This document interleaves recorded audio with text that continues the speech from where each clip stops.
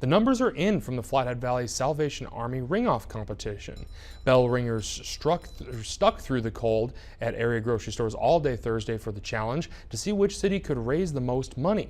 Altogether, over $12,000 was raised, and the competition between cities was very close, but in the end, Evergreen came out with the upset, defeating Columbia Falls, the defending champion, who was only about $40.16 behind them.